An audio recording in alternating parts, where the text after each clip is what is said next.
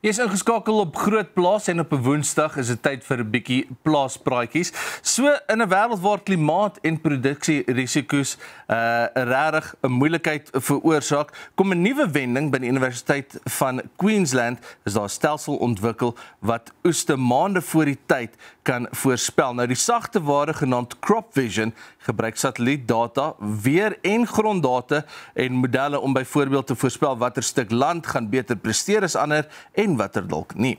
Nou dit gee boere die kans om vooraf besluite te neem oor die saad, die kunsmis wat hulle gebruik, hulle plan van aksie eerder as om net te hoop en te wag. Dit beteken minder verrassings, minder finansiële druk en sterker strategieë in 'n onvoorspelbare omgewing. Nou vir Suid-Afrika kan hierdie denke 'n stel voorbeelde wees. Imagine boere in die Vrystaat of Limpopo wat klaar voor die seisoen weet wat dit vir hulle gaan inhou en dit kan nogals interessant raak. Nou, ons weet arbeidskoste is ook 'n probleem vir baie van die boere, maar gelukkig is daar 'n maatskappy genaamd Bonsai Robotics, 'n agri-tegnologie spesialis en hulle het $15 miljoen uitgehaal om masjiene te bou wat self tussen boomrye navigeer en al die oeswerk doen sonder enige menslike bestuur.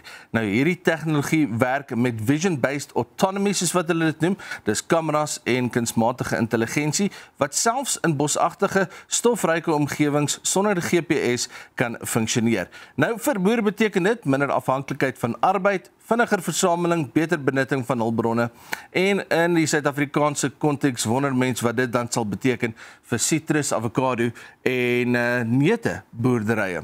Nou hierdie was baie interessant. Wat kry 'n mens as jy 'n oom in sy werkswinkel het met te veel tyd op sy hande? 'n Man in Manitoba het iets uit die normale pad gedoen. Hy het sy eie trekker gebou met 'n boot-engine en ou onderdele met 'n bietjie kreatiwiteit en gereedskap daar in sy werkswinkel. En die eerste toetsrit het egter nie uitgedraai soos wat dit moes nie. Die man het die koppelaar probeer gebruik en die het toe nou later gegly en soos wat jy kan sien, is die oom toe later op sy agtersteewe met die res van die trekker heel oulik in die lug daar. En dan, wanneer jy dink aan 'n trekker, dan sien jy waarskynlik 'n groot modderige masjien met 'n klomp perdekrag en min styl. Maar reg oor die wêreld is daar ingenieurs wat besluit het, hoekom maak ons nie boerdery klein bietjie seksie nie? Nou, neem byvoorbeeld die Fendt Tri-6, 'n 6-wielige supertrekker met 'n 3-as aandrywing en meer as 500 perdekrag. Dit is soos die Ferrari van die plaas, gebou vir spoed en brute krag. Dan sal die snaakse Italiaanse nommertjie die Colani wynplaas trekker en is ontwerp deur die kunstenaar Luigi Colani. Sy eiervormige romp is nie net vir styl nie, dit laat die trekker deur smal wingerde beweeg sonder om wingerddranke te beskadig. En dan in Japan het 'n groep tegniese studente die mini-robot trekker gebou wat selfs kan ploeg en saai. Dit is soos 'n klein hondjie wat sy eie roetine ken. Hierdie trekkers wys dat boerdery nie altyd modder en sweet hoef te wees nie. Dit kan ook kunsontwerp en 'n bietjie innovasie wees. Dit is Plaaspraatjies vir vanoggend. Ons is nou terug met ons gas net hierna.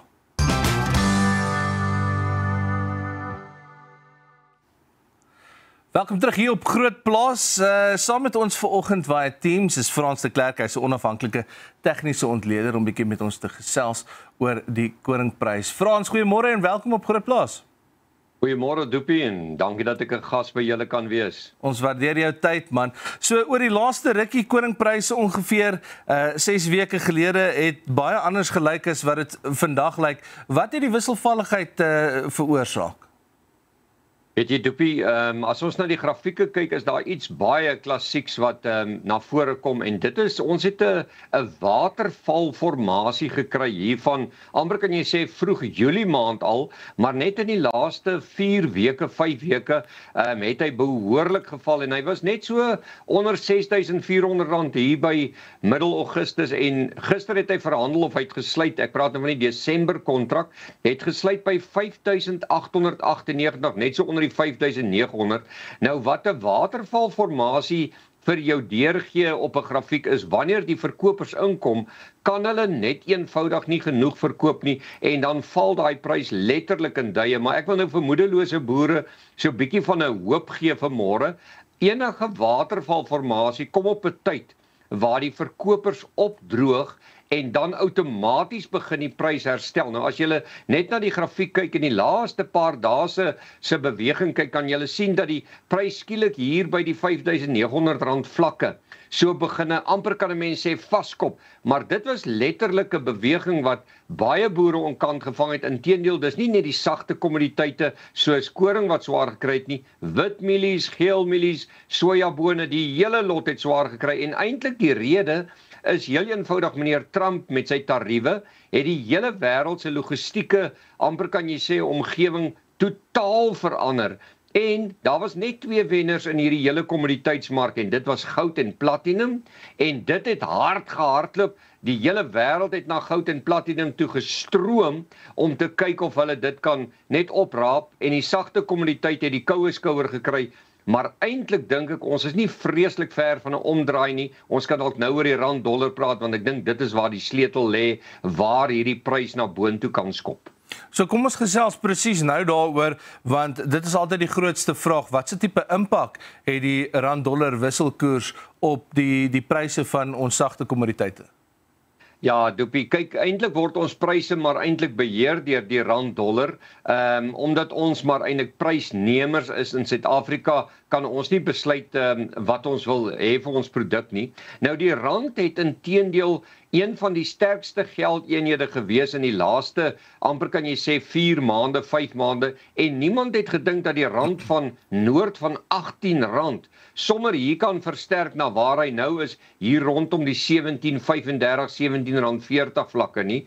En snaaks genoeg, daardie prys het letterlik klassiek, as ons na daai grafiek kyk, ook eenvoudige versterkende rand bly deurstoot, maar nou sit ons skielik met 'n vlak van hier by R17.40, ek het hom nou vanmôre gekyk, as R17.40 na bo breek, ongeag wie wat sê hoe sterk die rand kan word, dan kan die rand baie maklik verswak na R17.80. En hier is iets baie interessants, ons vergeet baie keer dat die rand is die mees likwidste geldeenheid in die wêreld. En die groot spekulante kom baie maklik in en druk hom boontoe en ondertoe waarheen hy gaan. En die randsterkte wat ons nou gesien het, is nie so seer omdat dinge goed gaan in Suid-Afrika nie, maar dis omdat die Amerikaanse dollar so onder druk verkeer. Nou as ons dit nou terugbring, wil ek amper sê R17.40 is die sleutel vir die boere om dop te hou op die rand. En die moment wat die rand daai R17.40 gaan breek, gaan ons sien dat die koringprys wat ons nou van gepraat het, skielik bo 5.920 kom, want onmiddellik gaan daai rand verswakking begin deurgee.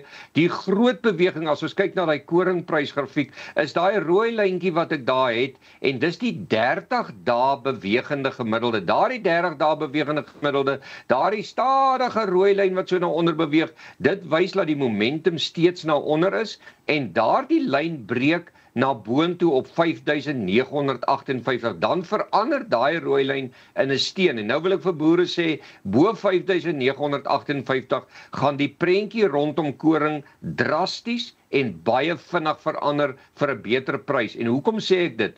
'n Watervalformasie, soos dit ek op die grafiek wys dat die een verkoper na die ander verkoper instorm, maar wanneer daardie verkoper hy opdroog, Dopie, dan kry jy een ding, laat almal terugstorm om daardie produkte koop, en dan kan hy baie maklik, en dan gaan hy vir boere vlakke hier gee, 6.000, 6.015, 6.040, en hy kan baie maklik teruggaan na 6.120, as hier net 'n bietjie momentum na boontoe kom.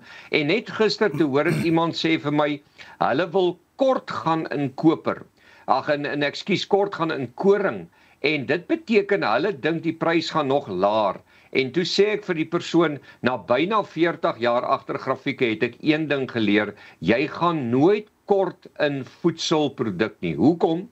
want dit kan net 'n land wees wat skielik in 'n kosvoorraadprobleem kom of iets iewers in die land nodig in daai wêreld miskien 'n hongersnood, dan is daar 'n groot vraag na 'n sagte kommoditeit. So ek wil vir boere waarsku, moenie kort gaan in voedsel nie. Voedsel het die geneigtheid om altyd duurder te word, altyd in 'n tekort te hardloop. Dis nie altyd net lekker oeste en goeie reën nie. As hy omdraai, jy kan maar regmaak, gaan hierdie koringprys deur die dak skiet, maar die sleutel lê by 5960, daai 30 dae bewegende gemiddelde, en as jy nou regtig wil 'n sterk beweging na boontoe sien, is dit bo 6020, dan kan hy baie maklik na daai 6120 vlak beweeg wat ek nou vir julle uitgewys het. Soos wat hulle mag gewoonlik sê, Frans, al hierdie tipe goeders as dit kom by kommoditeite en geld, dit gaan maar oor supply and demand aan die einde van die dag. Maar as ons nou kyk na die huidige koringprys wat so klein bietjie laag is, wie baat die meeste by so swak koringprys? Wel, die groot ouens wat daarby baat natuurlik is die ouens wat die brood maak. En ons kan dit ook sien in Premier se aandeleprys. Hulle doen baie goed. Daardie ouens wat eintlik die broodmark, kan jy amper sê, nie bestuur en beheer in Suid-Afrika nie, maar hulle is baie groot spelers daar. Premier Foods is die wenner, inteendeel, hulle aandeel verhandel op 'n algehele hoogtepunt. Hulle het onlangs ook besluit dat hulle gaan Rhodes Foods uitkoop. Hulle gaan hulle van die beurs afhaal. Hulle wil daar 'n kompetisie onder hulle vlerk hê, en hulle doen so goed, interessant genoeg, Doopie, dat hulle dink hulle kan die magtige Tiger Brands so bietjie aanvat en miskien daai marksegment so bietjie penetreer. So dis die groot wenners. Ons weet natuurlik mos nou in wit mielies en geel mielies is dit Rainbow Chickens en Astral Foods, maar met die koring is dit die broodmanne. Maar onthou net, ek wil net vir die broodmanne sê, julle moet maar koring opstok, want as daar 'n tekort aan koring is, dan hardloop hy baie vinnig na bo, en natuurlik dan kon daardie winsmarges van die broodvervaardigers gaan dan onder druk kom, en dan outomaties Premier Foods se aandeleprys kan ons 'n bietjie terugsak, en dan sagte kommoditeite soos koring kan lig. En nou wil ek vir boere sê, baie boere is absoluut moedeloos. Ek kry daai oproepe daagliks, veral oor die wit boere wat sê, die wit mielieboere wat sê, Frans, maar ons kan nie plant op hierdie vlakke nie. Onthou net, as hierdie prys draai, verander dinge baie vinnig. Maar dit beteken nie dat jy nie jou beplanning kan doen nie. As 'n mens na hierdie grafiek kyk van die koring, toe daai 30 dae bewegende gemiddelde in 'n weerstand verander het, met ander die prys beginne onder daai bewegende gemiddelde ingaan, dan moet jy notisie neem. En as jy dan koring op in silo's het of by die koöperasie het, dan is dit dalk tyd om maar van daai winste vas te sluit en jou posisie ligter te maak. So hou dit maar in gedagte, 'n grafiek is niks anders as ingeligte kapitaal nie.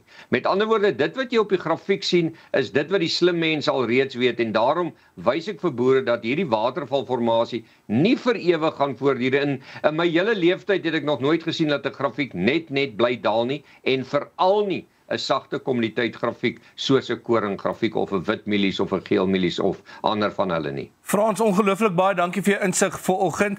Dis Frans de Klerk, die onafhanklike tegniese ontleder wat bietjie met ons gesels het oor die koringprys. Dit is Groot Plaas vir vanoggend. Ons hoop jy het 'n lekker Woensdag verder, en dan sien ons mekaar weer môre.